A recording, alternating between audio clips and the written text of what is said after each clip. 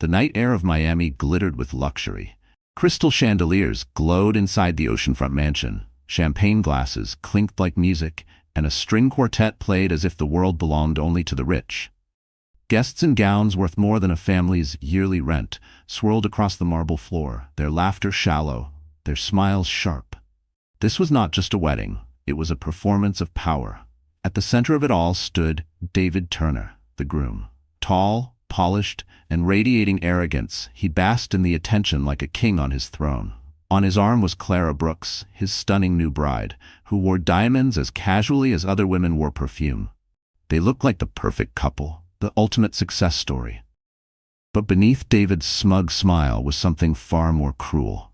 He hadn't just invited friends and investors to witness his triumph. He had invited his ex-wife, Sophia, and he wanted her destroyed. Only a year ago, Sophia had been abandoned, thrown out while pregnant with twins. David stripped her of their home, drained the accounts, and left her to fend for herself. Rumors spread across town that she was broke, living in shame, barely surviving with her newborns. David relished those whispers. To him, humiliation was not enough. Tonight, he wanted her dragged into the spotlight so that everyone could laugh. "She'll come," David bragged to his groomsmen, swirling his champagne with a grin. "She's too proud to hide, and when she does, she'll look pathetic standing next to us. This is the final nail in her coffin." Clara smirked, tightening her diamond bracelet. "I can't wait to see her face when she realizes she doesn't belong here." Guests whispered too, eager for the spectacle. "Will Sophia dare to show up? I heard she can barely feed her children. Imagine her walking in while Clara shines like that." The string quartet swelled as the ceremony prepared to begin. But a quiet tension simmered beneath the glamour. Everyone was waiting for the same thing, the poor ex-wife's humiliation.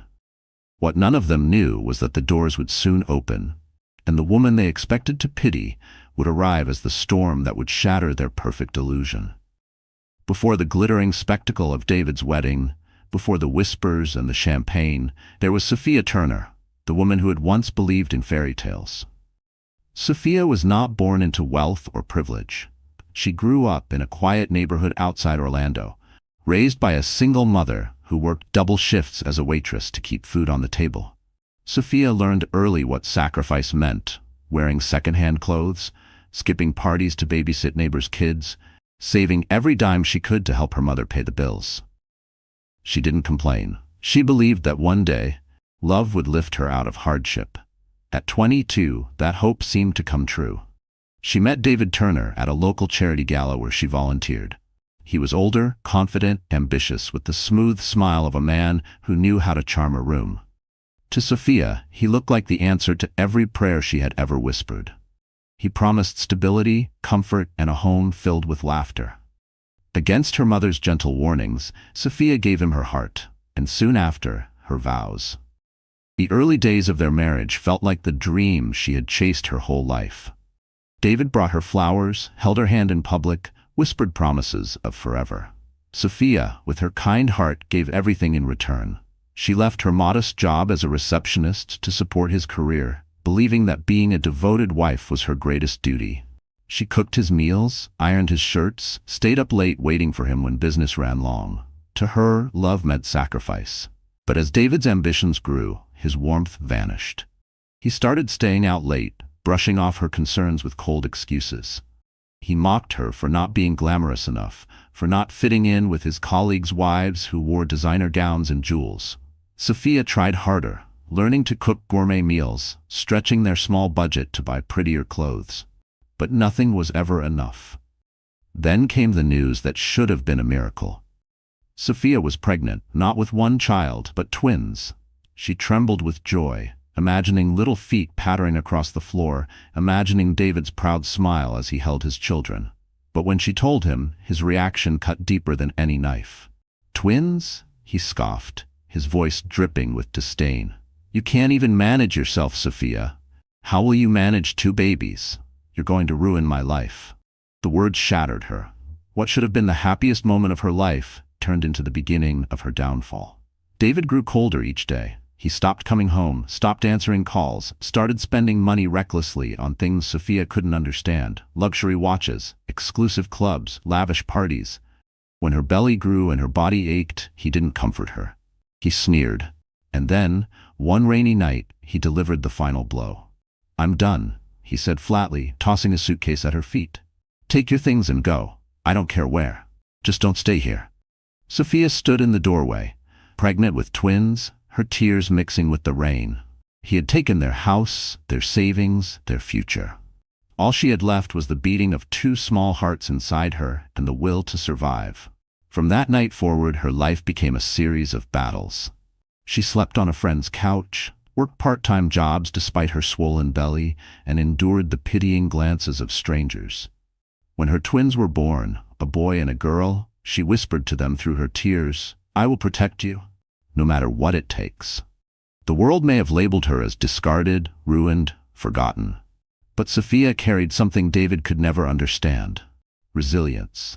And that resilience, sharpened by betrayal and polished by sacrifice, was quietly preparing her for the night when the world would no longer laugh at her, but stand in awe of her.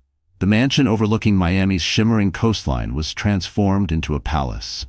Golden drapes cascaded down from the ceilings, chandeliers sparkled like constellations, and the scent of roses and lilies filled the air. Outside, a line of luxury cars glittered under the floodlights, each delivering another guest dressed in couture. The press called it the wedding of the year, and for David Turner, that was exactly the point. David stood near the grand staircase, sipping champagne with an air of triumph. His tuxedo was custom-tailored, his hair slicked back with precision, his every movement choreographed to scream success. He wasn't just marrying Clara Brooks tonight, he was cementing his new image. The struggling husband who once lived in modest apartments with Sophia was gone. In his place stood a man who believed he had finally arrived among the elite. Clara floated through the ballroom like a queen. Her wedding gown, dripping with crystals, shimmered with every step. Diamonds sparkled at her ears and wrists, catching the light in blinding flashes. Guests gasped at her beauty, photographers clamored for pictures, and Clara drank in every second. She wasn't just a bride, she was a spectacle. Together they basked in the glow of envy. Politicians clinked glasses with David, investors congratulated him, and socialites whispered that Clara was a perfect upgrade. Every glance, every smile, every shallow compliment added to David's smugness. But beneath the glamour, another current pulsed, one of cruelty. For David, this wasn't just about celebrating love, it was about revenge.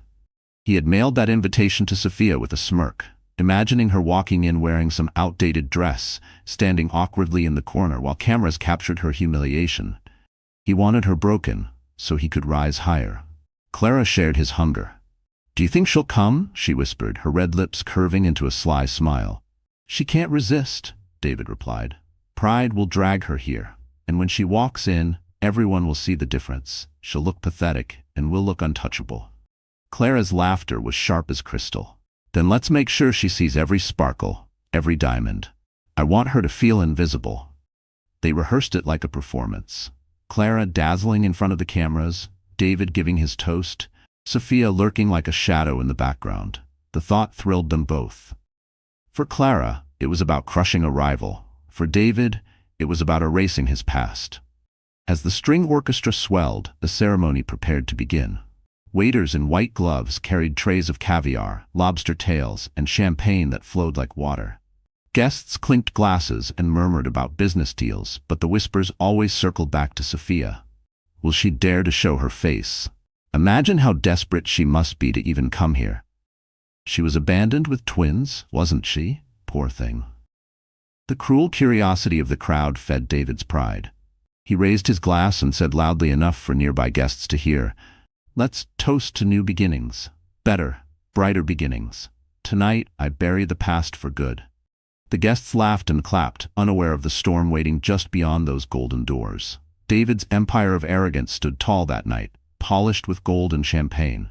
He believed he had scripted the perfect play. Sophia as the tragic figure, Clara as the dazzling prize, and himself as the triumphant groom. But what he didn't know was that his stage was about to collapse. The The very humiliation he plotted would soon become the night of his greatest disgrace. To the glittering guests in the mansion, David Turner looked like the perfect groom. Confident, successful, and utterly in love with his radiant bride. But those who had seen him behind closed doors would have told a different story. David's ambition had always been laced with cruelty, and tonight was the crown jewel of his arrogance. When David first met Sophia, he had little more than promises and charm. Her devotion kept him afloat, her sacrifices gave him stability, and her quiet love steadied his reckless dreams. But as soon as his business started turning a profit, he began to see her differently. Not as a partner, but as dead weight. He started pointing out her flaws, little by little. "Why can't you dress like the other wives? You never know the right things to say at parties. You'll hold me back." His words cut deeper than any knife. By the time Sophia carried their twins, his mask slipped completely. "You're ruining my life," he spat one night, slamming the door while she cried alone. Throwing her out wasn't just an act of coldness, it was a calculated decision. In his mind, she was baggage, a reminder of the years when he struggled. He wanted to erase her, to rewrite his story as if she never existed. Enter Clara Brooks. Clara was everything Sophia was not, at least in David's eyes. She was glamorous, ambitious, and well-connected in elite circles. Though her modeling career had never reached the heights she craved, she knew how to dazzle a room. She also knew how to spot opportunity, and David was exactly that. Their relationship was never about love. It was a transaction, an alliance built on vanity and greed. Clara saw in David the wealth and status she wanted. David saw in Clara the glamorous accessory he needed to shine. Together, they fed each other's arrogance. It was Clara who planted the seed of cruelty for the wedding. "Invite her," she whispered one evening as they lounged in their penthouse, sipping champagne. "Let her see what she lost. Let everyone see what you gained." David grinned at the thought. "Imagine her walking in, looking cheap and tired while you glow like this. It'll be perfect." Clara's smile sharpened.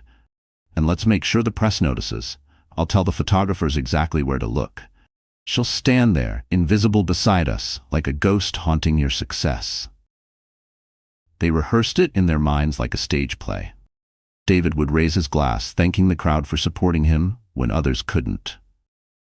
Everyone would know who he meant. Laughter would ripple through the ballroom. Sophia would crumble, and Clara would shine brighter than ever. To David, it wasn't enough to succeed. He needed Sophia's public humiliation to validate his rise. For Clara, it wasn't enough to win. She needed to crush the rival who once had what she wanted. As the night unfolded, they strutted through the ballroom arm in arm, feeding off each other's pride. Guests admired their boldness, though some whispered uneasily. But neither David nor Clara cared. They believed they were untouchable, destined for endless indulgence. What they didn't realize was that the trap they had set was about to snap shut, not on Sophia, but on them. Because the woman they dismissed as weak had transformed into a force they couldn't imagine.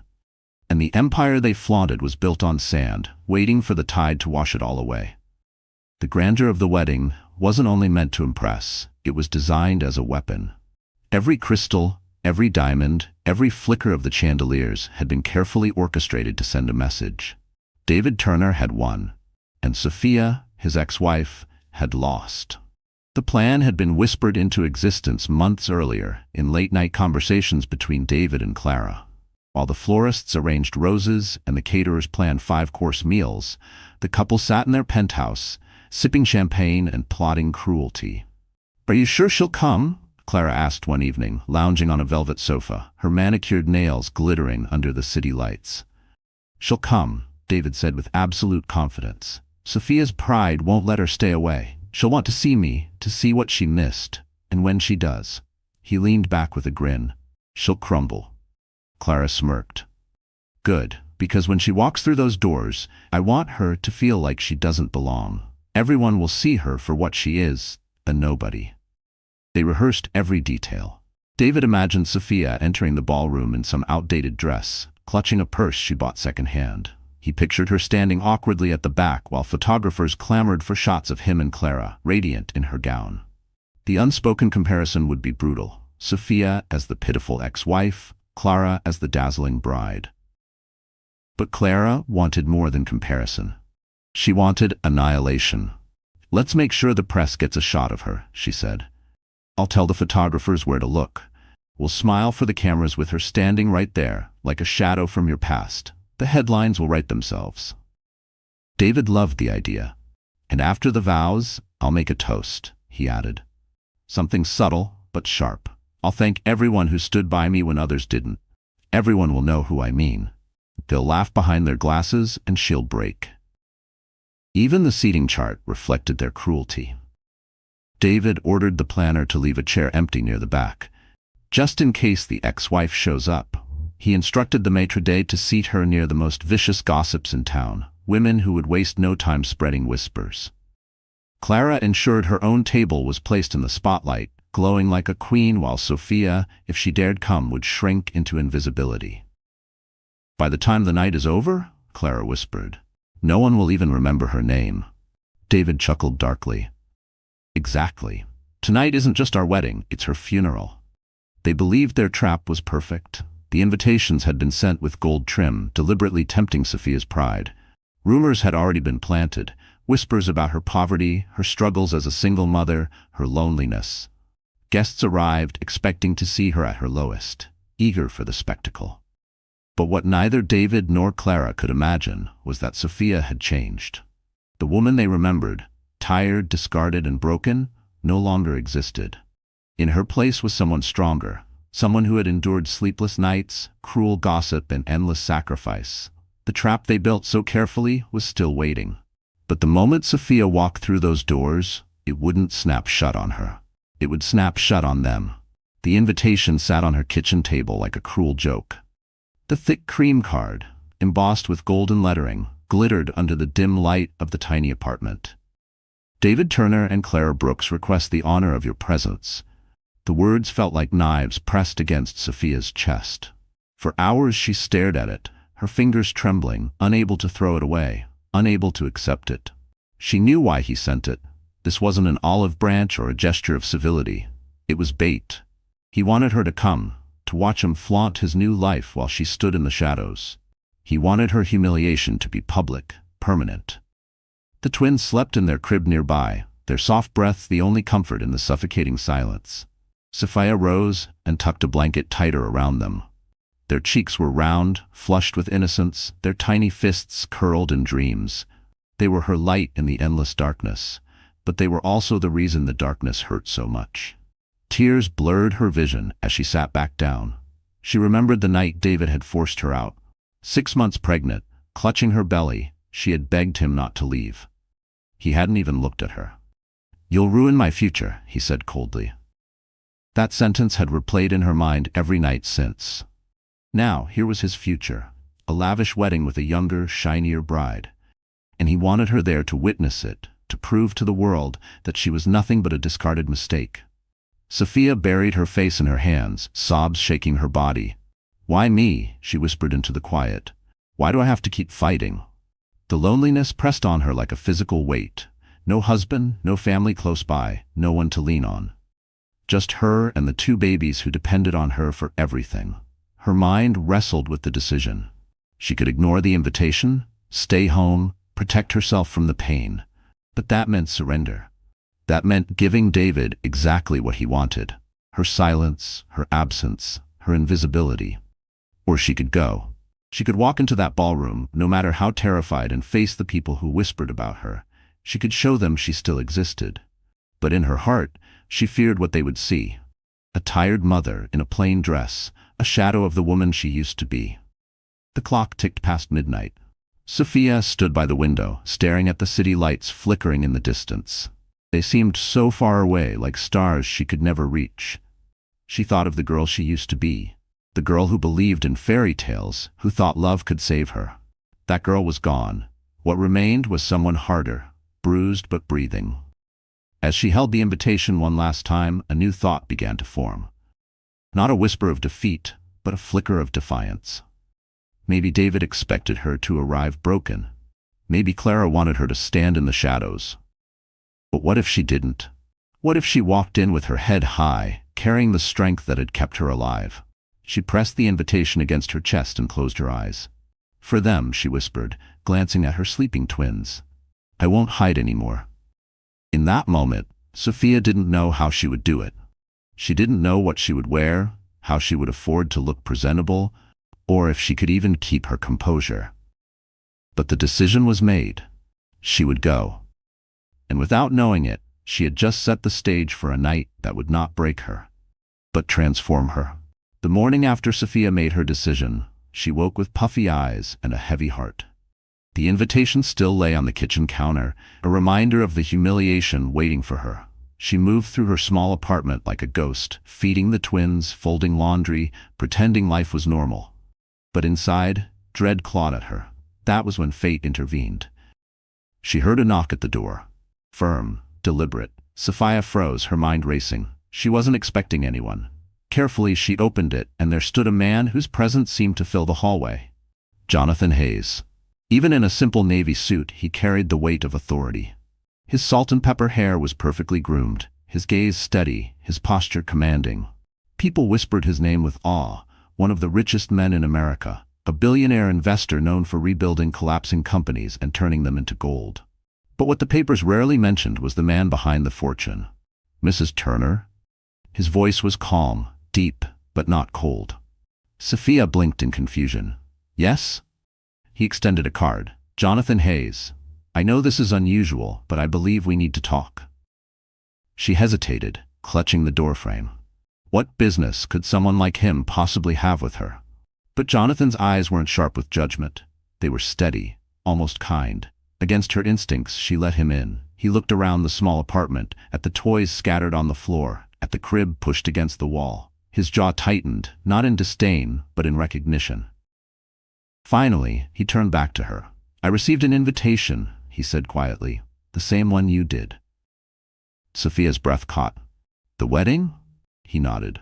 David Turner and Clara Brooks are desperate for attention. Their event is more of a publicity stunt than a celebration, and I know why you were invited. Her face flushed with shame. To humiliate me. Jonathan didn't deny it. Instead, he studied her carefully. I know what it's like. My mother was once in your shoes. She raised me alone after my father walked out to chase a younger woman. She was shamed, whispered about, discarded. But she never gave up. And I swore that one day, if I ever saw another woman put through that same cruelty, I would not stand by. Tears burned Sophia's eyes. She hadn't expected compassion, especially from a man of his stature. But what can I do? She whispered. I'll walk in there and they'll tear me apart. Jonathan leaned forward. Not if you walk in on my arm. She stared at him, stunned. What? Let me help you, he said simply. I have resources, influence, and a reputation that even David Turner can't touch. If you want to face them, don't do it alone. Do it with me. I'll make sure no one ever dares to laugh at you again. Sophia shook her head, overwhelmed. Why me? You don't even know me. Jonathan's expression softened. Because I know your strength. I see it in your eyes. You've survived what most people would collapse under. And those children deserve to see their mother, not as a victim, but as a woman who stood tall. The room was silent except for the twins stirring in their crib. Sophia looked at them, then back at Jonathan. For the first time in months, hope flickered in her chest. Will you let me? He asked gently. Her lips trembled as she nodded. Yes. And with that single word, the balance shifted. Sophia was no longer alone. The game David thought he controlled had just gained a new player, one far more powerful than he ever imagined. The next 48 hours unfolded like a dream Sophia never dared to imagine. After she agreed to Jonathan's offer, the billionaire wasted no time. He summoned a team, stylists, designers, and consultants who seemed to appear out of nowhere, each carrying sleek cases and racks of clothing that glittered like jewels. Sophia watched in disbelief as her cramped apartment turned into a makeshift studio. Rolls of fabric swished across the room, mirrors were set against the walls, and makeup artists laid out brushes like surgeons preparing for an operation. For a moment, Sophia felt like an imposter. She was a single mother living paycheck to paycheck. She wasn't supposed to be here. But Jonathan's voice cut through her doubt.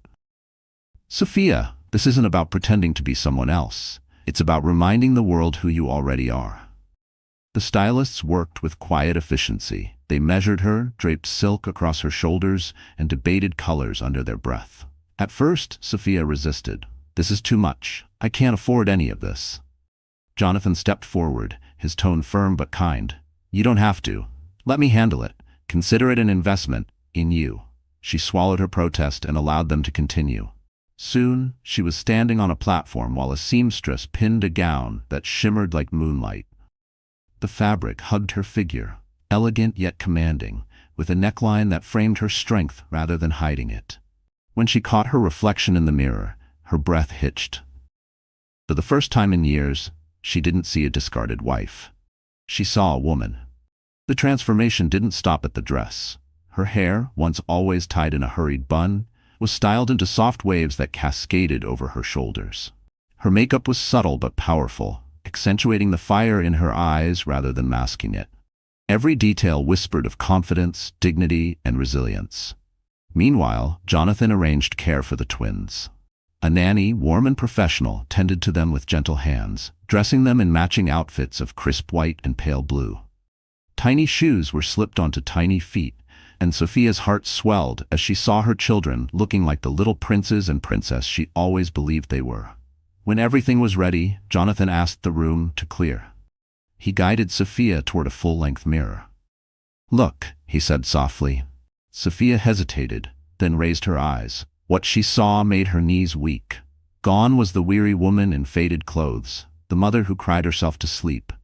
Before her stood someone radiant, someone who belonged not in the shadows but in the light. Her voice trembled. "I don't recognize myself." Jonathan shook his head. "You should. This has always been you. David just tried to make you forget." Tears burned in her eyes, but this time they weren't from sorrow. They were from release, from the dawning realization that she was stronger than she had ever believed. Jonathan extended his hand. "Sophia, tomorrow you will walk into that mansion not as a victim, but as a storm, and no one, not David, not Clara, will ever erase you again." She placed her hand in his. "Steady now. Then let's do it." And in that moment, a plan born of cruelty turned into something else entirely. The stage that David had built for humiliation would soon become the place of Sophia's rebirth. The wedding was already in full swing when whispers rippled through the crowd outside the Miami mansion. Guests who had stepped out to smoke or to pose for photographs near the luxury cars suddenly froze, their eyes lifting to the night sky. A low hum cut through the music and laughter, growing louder until it demanded attention. It wasn't a limousine that arrived. It was a private jet. The sleek silver aircraft descended gracefully onto the manicured lawn beside the estate, its polished body gleaming under the floodlights. Gasps erupted from the guests and phones shot into the air as everyone scrambled to record the scene. "Who on earth is arriving by plane?" one woman exclaimed, clutching her diamond necklace. Inside the ballroom, word spread like wildfire. David, who had been holding Clara's hand for another round of photos, frowned when he saw guests rushing toward the windows. Clara leaned forward, her voice sharp. "What's going on?" The jet door opened and silence fell over the lawn. First, a man stepped out, Jonathan Hayes. His presence alone commanded the crowd, his tailored suit gleaming, his every movement radiating wealth and authority. The murmurs began at once. "That's Hayes, the billionaire. What's he doing here?" But it wasn't Jonathan who made jaws drop. Behind him, a figure appeared at the top of the jet's stairs. Sophia. She descended slowly, the moonlight catching the shimmer of her gown. Each step was measured, graceful, as though she had been born for this entrance. The silk fabric clung to her curves, her hair cascading in waves, her chin held high. In her arms, she carried her daughter, while Jonathan carefully lifted her son and held him close. The twins, dressed in white and pale blue, looked like cherubs, their innocence shining against the glittering backdrop. The crowd erupted in disbelief. "Is that Sophia Turner? She looks incredible." "No, it can't be." Sophia didn't flinch. For the first time in months, she didn't feel small. With Jonathan by her side and her children in her arms, she walked across the red carpet that had been hastily rolled out for them. Paparazzi lights exploded like fireworks, and every camera lens turned away from the bride inside the mansion to the woman who had just arrived like royalty. Inside, David's face drained of color. He gripped his glass so tightly it cracked. Clara, frozen in her gown of crystals, could barely speak. This wasn't supposed to happen," she hissed. David tried to laugh it off, but the sound was brittle. "It's a stunt," he muttered. "She's desperate for attention." Yet his eyes betrayed him. Fear, confusion, and a dawning realization that the trap he had set was collapsing before the ceremony had even begun. The doors of the mansion swung open as Sophia entered. Conversations died instantly. Heads turned. The music faltered. Every pair of eyes in the ballroom locked onto her, the woman who had been invited to be ridiculed, but instead arrived like a queen. Jonathan placed a steadying hand on her back. She held her head higher, her steps echoing against the marble floor. The twins gurgled softly, their innocence softening the tension. For the first time, Sophia felt the weight of power shift. Not toward David, not toward Clara, but toward herself. And as she walked past the stunned guests, the whispers began again. But this time, they weren't mocking. They were awed. "She's breathtaking. She's stronger than ever. She just stole the entire night." David clenched his fists at the altar, his perfect wedding unraveling before his eyes. The ballroom, once buzzing with laughter and champagne-fueled chatter, fell into a hush so thick it was almost suffocating. All eyes turned to the grand entrance where Sophia stood, framed by the golden doors of the mansion. The chandeliers above glittered down upon her like a spotlight, as if the entire universe had chosen this moment to crown her. The music faltered. The violinist dropped a note before quickly recovering, but it was too late. Nothing could pull attention away from Sophia. She looked radiant, her gown shimmering with every movement, her face calm yet resolute. In her arms, her daughter rested peacefully, while Jonathan Hayes carried her son with the ease of a man who had claimed a family as his own. Gasps echoed through the room. One woman whispered to her friend, "That's Sophia, the ex-wife? She looks magnificent." Another guest murmured, "And with Hayes? My God, she's standing next to one of the most powerful men alive." The whispers spread like wildfire. Awe, confusion, envy. Cameras flashed. Even the most jaded socialites leaned forward, unable to deny the raw power of her entrance. Clara's perfect smile cracked as she clutched David's arm with nails that dug into his sleeve. "Why is she here? And why with him?" Her voice was a hiss, sharp enough to slice glass. David's jaw clenched. His eyes burned with rage as he tried to steady himself. This was not the script he had written. Sophia was supposed to be small, invisible, broken. Instead, she was the storm stealing every ounce of oxygen in the room. He forced a laugh, though it rang hollow. "She thinks this little show will change anything? She's still nothing. Just wait, they'll see." But even as he spoke, his confidence wavered. He saw the way the guests looked at her, not with pity, but with respect. The same investors he had spent years flattering now turned their attention toward Jonathan, who walked beside Sophia with effortless authority. Every step she took seemed to strip away David's illusion of power. The officiant, flustered, tried to regain control of the ceremony, but no one listened.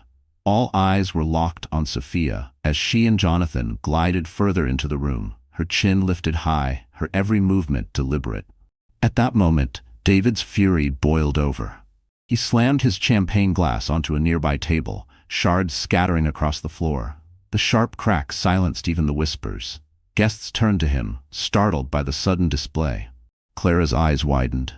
"David, stop! You're making a scene."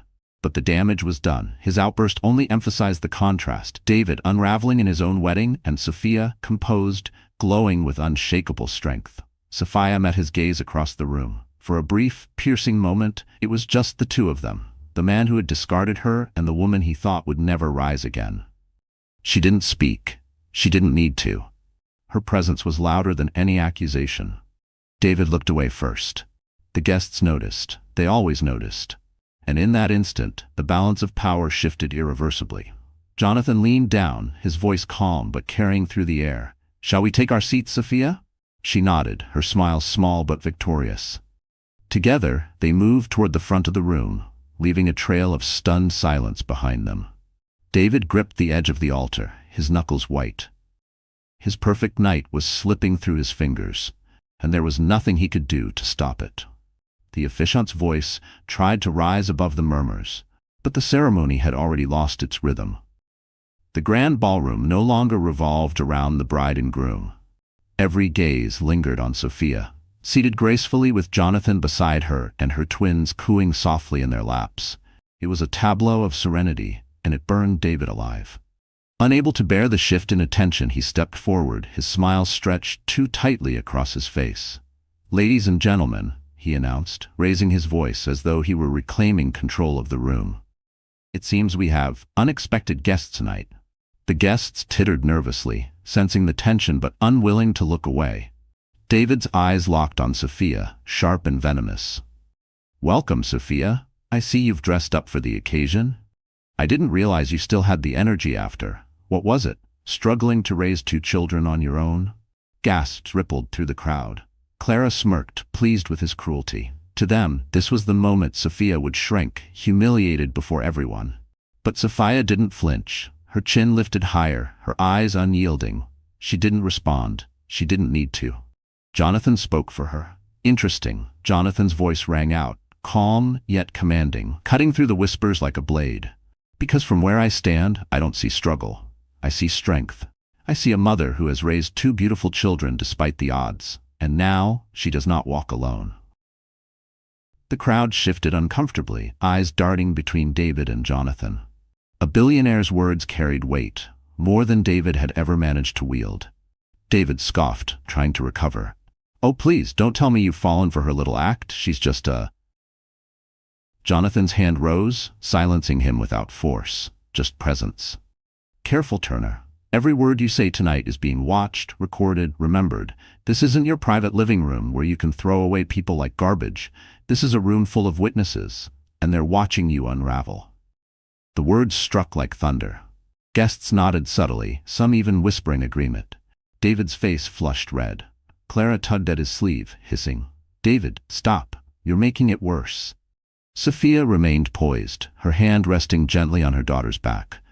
Inside, her heart raced, but she refused to let David see it. For years, she had endured his insults in silence. Now she realized the silence was no longer hers to carry. Jonathan had given her a shield, and the weight lifted from her shoulders felt almost surreal. One older guest, a board member David had been courting for months, leaned toward another and muttered, "If Hayes is with her, Turner's finished." The murmurs grew louder. The trap David had set to humiliate Sophia was snapping shut, but on him. His attempt to paint her as pathetic had only highlighted her grace and his bitterness. Desperate, he forced a laugh. "Fine, enjoy your moment, Sophia, but let's not forget who left who. I built this life. You had nothing." Sophia finally spoke, her voice calm but ringing clear across the ballroom. "And yet, David, with all your wealth and all your cruelty, you still can't take from me the one thing that matters." She looked down at her twins, then back up with fire in her eyes. "Dignity." The room erupted. Some gasped, others clapped softly, as if unable to contain themselves. David's mask cracked completely. His jaw tightened, his fists clenched, his wedding night slipping further from control. And the more he fought, the more the world saw not a groom in triumph, but a man drowning in his own venom. The ballroom was no longer a wedding, it was a theater, and every guest sat spellbound, waiting for the next act to unfold. David's face burned crimson, his arrogance unraveling thread by thread. Clara's crystal-covered gown glittered under the chandeliers, but she looked pale, her grip on David's arm trembling. Sophia remained calm, seated with Jonathan beside her and the twins in her arms. The whispers around the room grew louder. People leaned in, hungry for the truth behind her sudden, dazzling return. David tried to seize control again. He stepped forward, raising his voice. "Let's not forget why we're here tonight. This is my wedding, not a circus for an uninvited guest and her baggage." He waved his hand dismissively toward the twins, his voice dripping with venom. The cruelty sliced through the air. A few guests gasped. Others shifted uncomfortably. Even among the elite, there were lines one didn't cross, and insulting children was one of them. Sophia rose slowly, her gown flowing around her like a river of light. She held her daughter close, her son resting peacefully in Jonathan's arms. Her voice was steady, clear, carrying across the ballroom without effort. "Baggage," she repeated softly, but with steel beneath the word. "These children are not baggage, David. They are your children." The room exploded. Gasps, whispers, and shocked cries ricocheted off the marble walls. "His children?" one woman hissed. "But he never said." "Twins? My God, they're his?" The ripple of scandal swept across the ballroom like wildfire. David's face froze, his smugness replaced with panic. "That's a lie," he snapped. "You can't prove anything." Sophia's gaze cut through him like glass. "You know it's the truth. You threw me out when I was carrying them. You left me alone to give birth while you paraded around with Clara, and now you dare to call them baggage?" Her words cracked open the silence, filling the room with the raw weight of betrayal. Guests turned to one another, murmuring, their respect for David evaporating with every second. Jonathan stood then, still holding the boy, his stature commanding the room. "I have seen the documents," he said firmly. "Birth certificates, hospital records. There is no doubt. These are David Turner's children. And yet, he abandoned them." The murmurs grew into outrage. A man at the front shook his head in disgust. "He abandoned his own blood?" A woman near the back whispered, "And she raised them alone. How did she survive?" Clara stumbled back a step, her eyes wide. "David, you told me." David hissed at her under his breath, but the damage was already done. The image he had so carefully crafted, successful, powerful, untouchable, was crumbling in front of the very people he had wanted to impress. Sophia held her head high, her voice unwavering. "I may have been poor. I may have been broken, but I was never alone. I had them, and they gave me the strength to keep going when you tried to erase me." Applause broke out, not loud, not yet, but soft, steady, growing from one corner of the room. Guests who had once sneered at her now nodded with respect. The tide had turned completely. David's chest heaved with fury.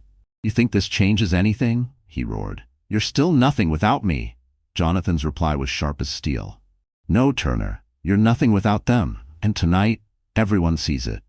The ballroom held its breath, the weight of truth crushing David's empire of lies. The revelation hung in the air like smoke after an explosion. David's fury radiated across the ballroom, but no amount of shouting could drown out the whispers now spiraling through the crowd. Every guest, politician, investor, socialite, was buzzing with scandal. "His children?"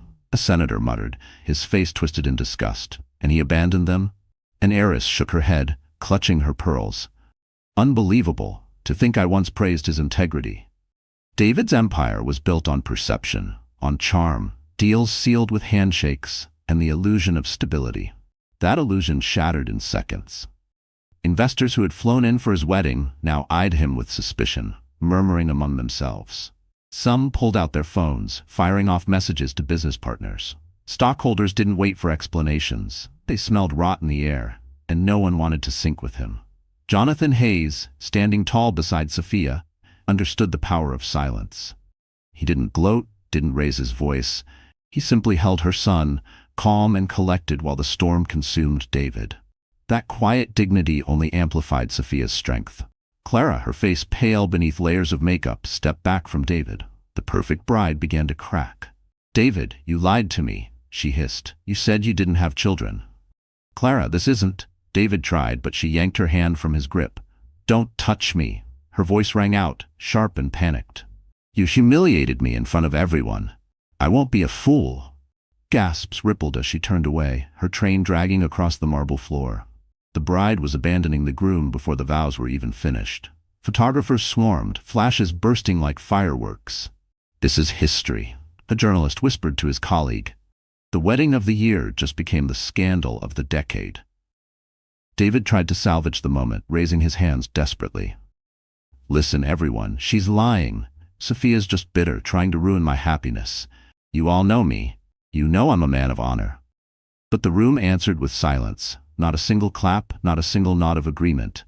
Instead, guests turned their backs. Some whispered curses under their breath. Others walked out, their heels clicking against marble as if hammering nails into his coffin. One of his key investors, Mr. Langford, stepped forward. "Honor?" he sneered. "You let your wife raise your children alone while you threw money at a mistress? That's not honor, Turner. That's disgrace." He dropped his champagne glass into a nearby bucket with a deliberate crash before storming out. One by one, others followed. Each exit was another crack in David's crumbling empire. Clara's friends circled her, consoling the runaway bride as if she were the true victim. No one defended David. Not one. Sophia stood quietly, her daughter resting peacefully on her shoulder. She didn't gloat, didn't shout. She let the truth speak for itself, and the truth was more powerful than any revenge she could have scripted. David's voice broke as he screamed after the departing crowd. "You'll regret this. I made all of you rich. You can't turn on me." But they already had. Jonathan's deep voice cut through the chaos, calm yet final. "The only one who should regret anything, Turner, is you." Every camera in the room captured the image. David trembling, abandoned, a groom without a bride, a man stripped bare in front of the world. And beside him, Sophia, serene, untouchable, radiant with the dignity he could never destroy. The public backlash wasn't waiting outside the doors. It had already begun. Here and now. The ballroom was chaos, guests leaving in waves, whispers spiraling like smoke, and cameras flashing without pause. But amid the storm, Clara Brooks stood frozen, her glittering gown suddenly feeling like chains wrapped around her body. She had entered this marriage with visions of wealth, influence, and prestige. David Turner was supposed to be her ticket into the elite, her guarantee of power. But now, in front of hundreds of witnesses, she realized she wasn't marrying a king. She was tethering herself to a sinking ship. Her chest tightened as she replayed Sophia's words in her mind. "These children are your children." The twins' resemblance to David was undeniable. The same sharp jawline, the same piercing eyes. How had she been so blind? Or perhaps deep down she had always known. The whispers around her were merciless. Poor Clara, tricked into marrying a liar. Imagine being blindsided like that.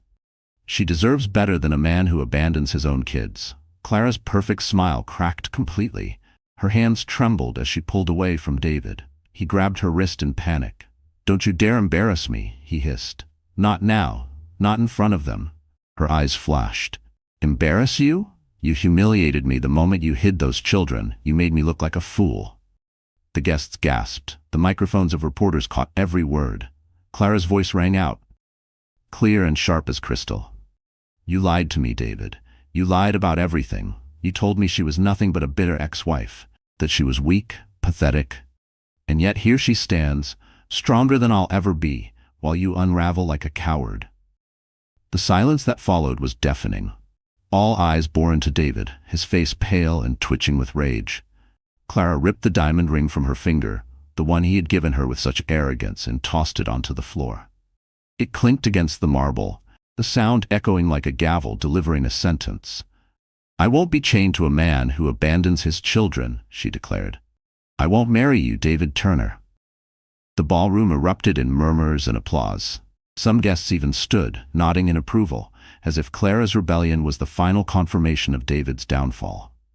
David lunged forward, desperate to stop her, but Jonathan stepped smoothly between them, his broad frame a barrier of authority. "Enough," Jonathan said coldly. "She's made her choice. Let her go." Clara met Sophia's gaze across the room. For the first time, her eyes softened, not with kindness, but with acknowledgement. A silent message passed between them. "You won." With that, Clara lifted her chin, gathered the train of her gown, and strode out of the ballroom. Reporters swarmed her, cameras flashing like lightning. She didn't look back. David stood trembling, abandoned by the very woman he thought would secure his place among the powerful. His bride had walked away, his guests were fleeing, and his empire of lies crumbled around him. Sophia remained seated, calm and unshaken, her children nestled close. She didn't need to gloat. The truth had spoken louder than vengeance ever could.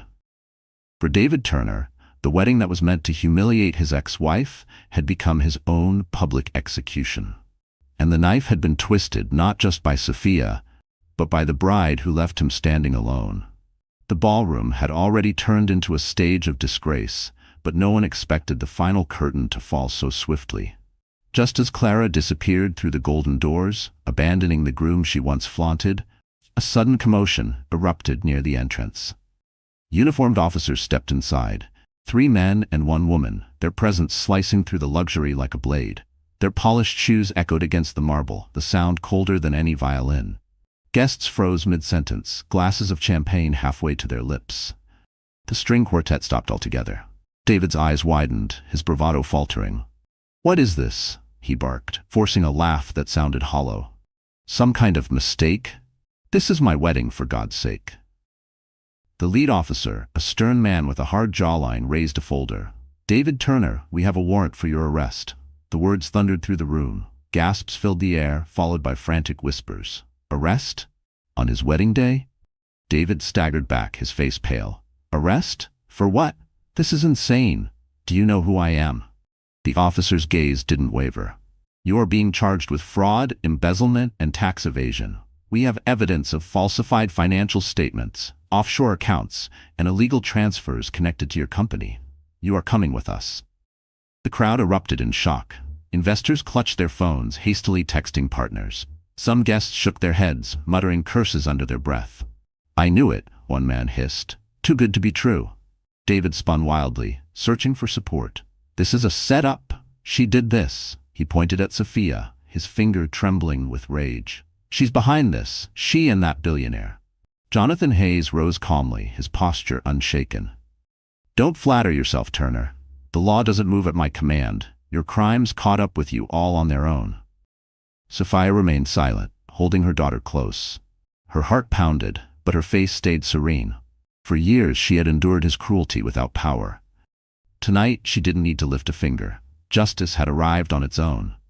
David lunged toward Jonathan, his voice breaking. You ruined me. You took everything. Jonathan didn't flinch. His tone was sharp, final. No, Turner.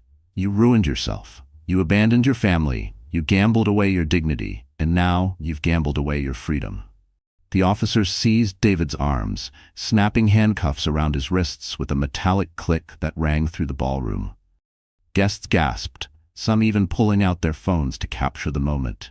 The man who once strutted with arrogance now stood shackled, sweat beading on his forehead. Clara's voice rang from the doorway, sharp and cutting.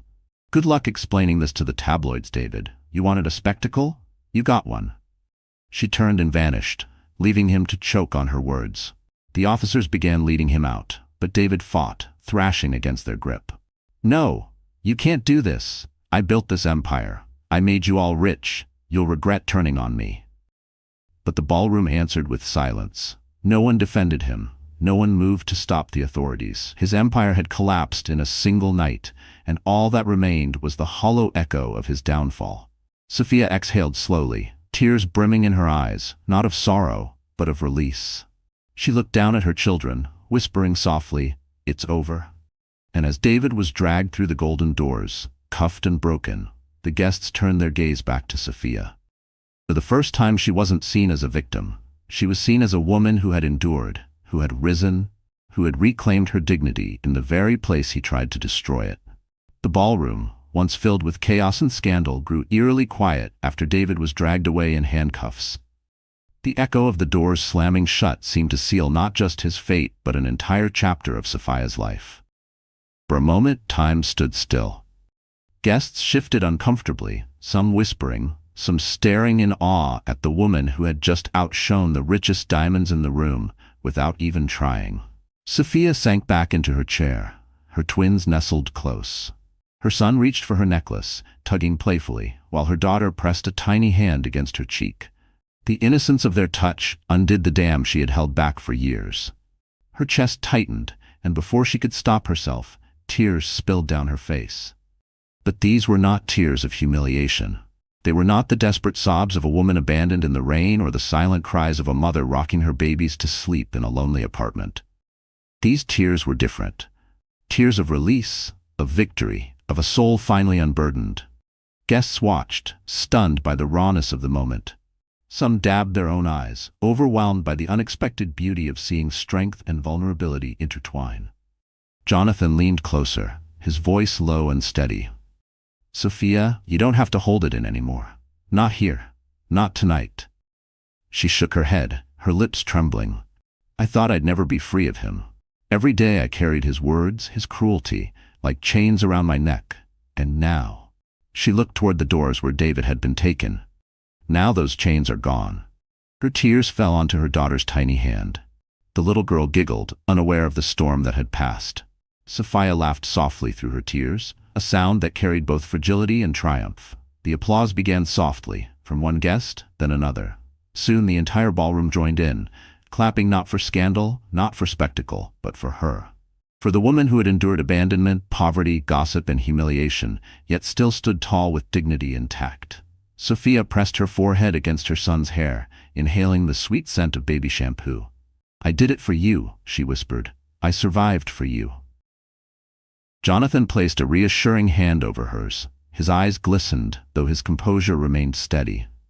No, Sophia. You survived because you are stronger than anyone gave you credit for.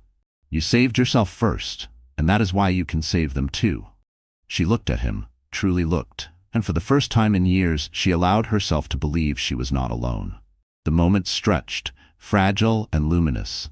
Around them the grandeur of the ballroom seemed to fade. No chandeliers, no crystal glasses, no whispers of the wealthy mattered anymore. What mattered was the quiet victory of a mother who had fought the hardest battles in silence and had finally won. Sophia wiped her cheeks and lifted her chin. The tears were gone, replaced by a new light in her eyes. Resolve. She would not just survive anymore. She would build, she would rise, and she would show her children that dignity and love could conquer even the darkest cruelty. The night that was meant to humiliate her had instead become her coronation. And as the applause swelled, Sophia realized something she had never dared to believe. She was no longer defined by what David had taken from her, but by what she had reclaimed for herself. The applause in the ballroom eventually softened, leaving behind a hum of admiration and reverence that lingered in the air. Sophia dabbed her eyes with a silk handkerchief, trying to steady her breath. She had faced storms and survived, but nothing could have prepared her for the silence that followed, the silence of being truly seen. Jonathan Hayes stood beside her, one arm still cradling her son as though he were his own flesh and blood. His presence was steady, grounding her in the middle of the whirlwind. When the last claps faded, he turned to her, his expression solemn yet tender. "May I?" he asked softly, gesturing toward the center of the room. Sophia blinked, startled. "What do you mean?" Jonathan extended his free hand. "Walk with me." "Just a moment." Hesitant, she placed her daughter in the arms of the nanny Jonathan had arranged earlier, then slipped her hand into his. Together they stepped forward, the crowd parting instinctively, as though recognizing that something important, something beyond spectacle, was about to happen. Jonathan stopped beneath the chandelier, its golden light casting a halo over them. He handed Sophia's son gently to the nanny, then turned fully to her, his gaze piercing yet warm, locked with hers. "Sophia," he began, his voice deep but unshaking, "I've spent my life building empires. I've negotiated with kings, billionaires, and governments, but never, not once, have I stood in a room and felt as humbled as I do tonight." Her breath caught. "Jonathan." He raised a hand, silencing her gently. "I watched you walk in here with grace after everything you've endured. I saw the strength in your eyes, the dignity you carry even when the world tried to strip it away. And I knew something with absolute certainty. I cannot let this moment pass without telling you the truth." Sophia's heart pounded. The room was silent, every guest hanging on his words. "I don't just admire you," Jonathan said, his voice firm. "I care for you. I want to stand beside you, not just tonight, not just in this fight, but for as long as you'll let me. I want to protect you, support you, and give those children the life they deserve. Not as charity, not as pity, but because I believe in you, Sophia. And because his voice softened, almost breaking, because I've fallen in love with you." Gasps swept through the room. The same society that once came to witness her humiliation now stood witness to something entirely different. A declaration of love that was as raw as it was powerful. Sophia's knees threatened to buckle. Tears welled again, but this time they carried no sorrow. "Jonathan, you don't have to." "I know I don't have to," he interrupted gently, "but I want to. I choose you, Sophia, you and your children. If you'll have me, I will devote everything I am to making sure you never stand alone again." The ballroom seemed to fade until it was only them, two souls who had both known loss, now daring to imagine healing together. Sophia's lips trembled. For so long she had built walls to protect herself from more pain, but looking into Jonathan's steady gaze she felt those walls crumble, not from weakness, but from finally feeling safe enough to let them fall. Her whisper was barely audible, yet it carried louder than a shout. "Yes." And the room erupted, not in scandal but in thunderous applause. The ballroom, which only an hour ago had been charged with scandal and venom, now pulsed with something entirely different. Hope. The applause following Jonathan's confession had not died down quickly. Instead it swelled, rolling like waves across the room. Guests who once came for gossip now found themselves caught in something greater, something unforgettable. Jonathan took Sophia's hand, bowing slightly, his voice rich and steady. "May I have this dance?" Her heart skipped. For a moment the old fear tugged at her. Fear of judgment, fear of stepping into the spotlight again. But when she looked at her twins, giggling in the nanny's arms, and then back into Jonathan's unwavering gaze, she realized this was not about fear anymore. It was about freedom. "Yes," she whispered, her voice carrying like a vow. The string quartet, sensing the moment, began to play. It wasn't the stiff, traditional march they had prepared for David and Clara. Instead, the notes of a tender, soaring melody filled the air, wrapping the room in warmth. Jonathan led her to the center of the marble floor. The chandeliers cast a golden glow, turning the ballroom into a dream. He placed one hand at her waist, the other clasping hers, steady and sure. Sophia lifted her chin, her gown flowing like water as she stepped into the rhythm. At first, her movements were hesitant, the weight of years of pain still clinging to her limbs. But Jonathan guided her gently, his confidence lending her strength. Step by step, the fear melted away. Her body remembered joy, remembered grace, remembered that she was more than the pain she had carried. Gasps echoed as the pair glided across the floor. Guests leaned forward, captivated. Some even began to cheer softly, their applause punctuating the music. The woman who was supposed to enter the night as a victim was now reborn as a queen before their very eyes. Sophia laughed, a sound so pure it startled even her. It wasn't the hollow laugh she once used to mask pain. It was real, bubbling up from a place she thought had long died. Jonathan smiled back, his eyes crinkling at the corners, as if her joy was the only thing he wanted in the world. When the music swelled, he spun her gracefully. Her gown shimmered, her hair caught the light, and in that moment, every scar of the past seemed to burn away. She wasn't the abandoned wife anymore. She was a woman who had survived betrayal, who had walked through fire, and who had emerged radiant. The twins clapped their tiny hands from the sidelines, their laughter ringing like bells. Guests melted at the sight, some wiping tears. It was no longer just a dance, it was a declaration. A declaration that love, dignity, and resilience could outshine cruelty and greed. As the final note faded, Jonathan drew her close, whispering for her alone. "This isn't just a dance, Sophia. It's the beginning of everything new." She leaned into him, breathless, her heart pounding with something she hadn't felt in years, hope, fierce and alive. The ballroom erupted in thunderous applause. Some guests even stood, cheering as if they had witnessed history, and in a way, they had. The night that was meant to break Sophia had become her coronation, her rebirth, her triumph. And with Jonathan's hand in hers and her children watching, she knew this was only the beginning. Outside the glittering mansion, the night air crackled with chaos. David Turner, once paraded as the image of success, was shoved into the back of a police car, his wrists bound in steel. Paparazzi swarmed like vultures, their cameras flashing relentlessly, capturing every angle of his fall. "David, is it true you abandoned your children?" "Turner, are you guilty of fraud?" "Where's your bride? Did she leave you?" The questions pummeled him like stones. He tried to shield his face, but every photograph told the story of a man undone, his tuxedo disheveled, his expression wild, his arrogance gone. By morning, the headlines spread like wildfire. From groom to criminal, David Turner arrested at his own wedding. The billionaire ally and the abandoned wife. How Sophia stole the spotlight. Clara Brooks walks out. Bride leaves groom in scandal. Every paper, every news site, every whisper in high society carried his disgrace. Investors cut ties overnight, pulling millions from his collapsing company. Politicians who once toasted with him publicly denounced him. "We had no idea of his misconduct," they claimed, though many had ignored the signs. The television networks replayed the footage on endless loops. David shouting in desperation, Sophia's calm declaration about her twins, Clara's dramatic exit. Clips of Jonathan Hayes defending Sophia went viral, hailed as the epitome of honor. The internet crowned Sophia a symbol of resilience. David, meanwhile, became a meme. His furious face, twisted in humiliation, was plastered with captions, "When you realize your ex-wife outshines you at your own wedding." Another read, "David Turner, from tuxedo to taxpayer-funded jumpsuit." In prison, the reality of his downfall settled in. Gone were the tailored suits, The private jets, the crowds who once applauded his every move. He was just another inmate, stripped of his name, his wealth, his pride. The same hands that once signed million-dollar deals now clutched a metal food tray.